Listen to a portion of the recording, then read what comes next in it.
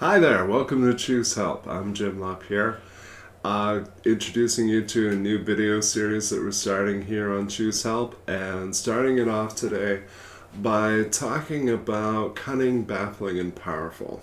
And that's some 12-step language that my friends use to describe the disease of addiction. The word I want to add to that description is seductive. In the past week, I've heard from two friends of mine, both of whom I'm really grateful are finally ready to get some help. And they're people who are very much like me, people I refer to as slow learners with high pain tolerances.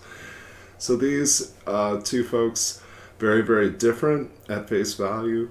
One is a middle-aged woman, and one is a young man in his late 20s. And both of them have struggled and been through a great deal in life. Their lives on the surface look very different, but they both struggle with the disease of addiction in the form of alcoholism. And they're slow learners because, like me, they've had to prove to themselves over and over and over again that they can't drink.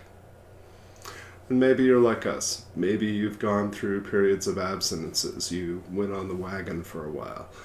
And then at some point, you told yourself, or your disease told you, it's safe to drink now.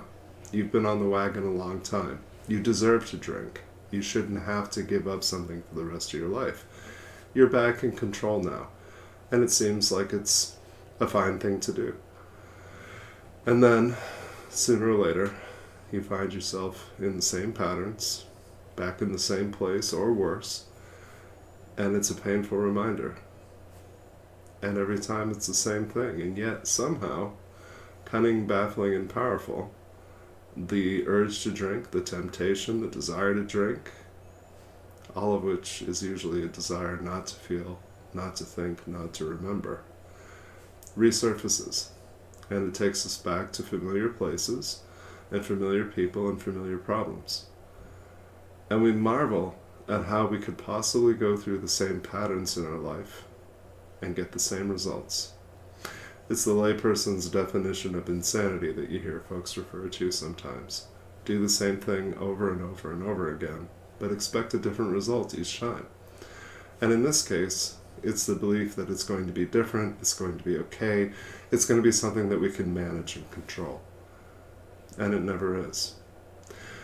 And so typically, we come to a place, you can call it rock bottom, you can call it an epiphany, you can call it awareness, where we just realize no matter what it takes, I have to stop repeating these patterns. I have to stop doing this to myself. I have to stop doing this to the people I love. And quite often, frankly, that's the biggest motivator, when we can see that it's not just us who's being affected, but also our friends, our family members, our jobs. We start racking up losses. We start seeing that it isn't fun anymore. It isn't even good anymore. It doesn't provide relief anymore.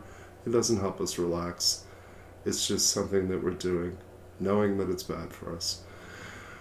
And so I get really excited when folks reach this point, because I say, okay, finally, there's no more contingencies, there's no more, well, if, maybe, then.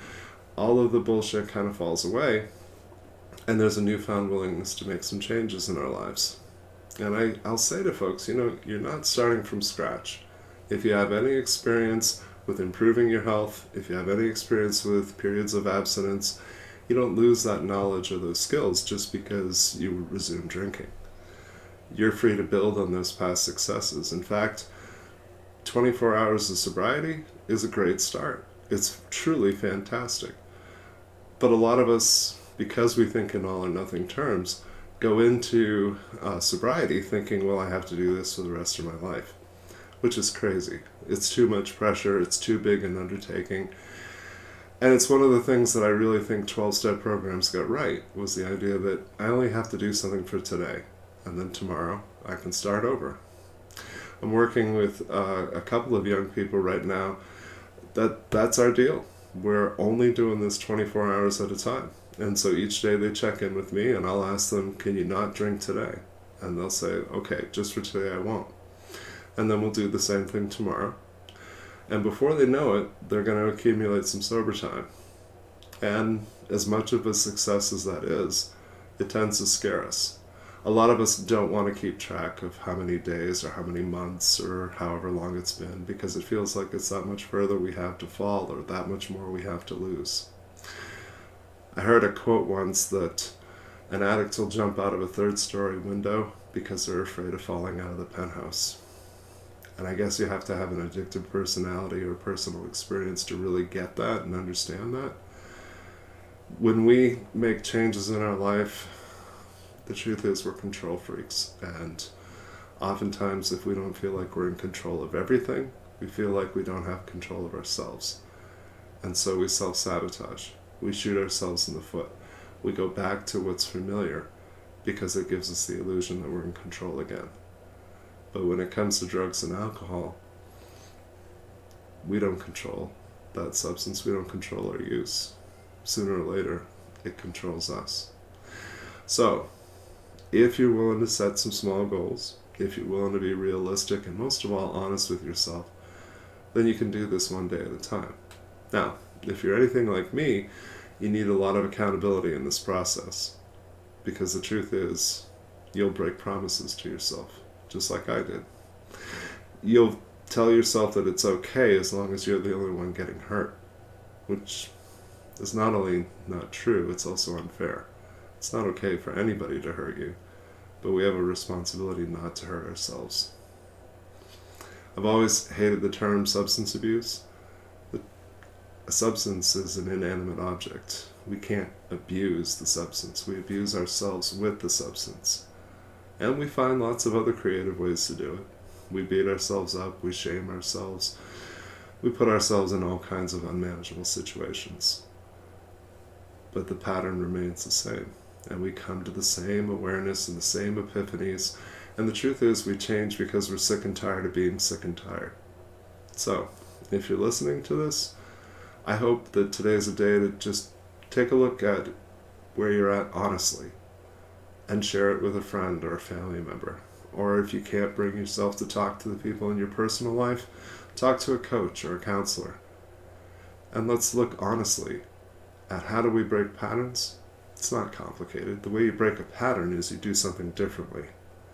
And if you have accountability in your life for your own goals, for your own objectives, they become far more attainable. So, I hope that we will expand this conversation. I love hearing from people who read my stuff and watch my videos. Jim@choosehelp.com is how you get a hold of me. Suggestions for topics to be covered in future videos, or questions about recovery, sobriety, where you're at in addiction, all of that is welcome. Thank you. Please be good to you. Have a great day.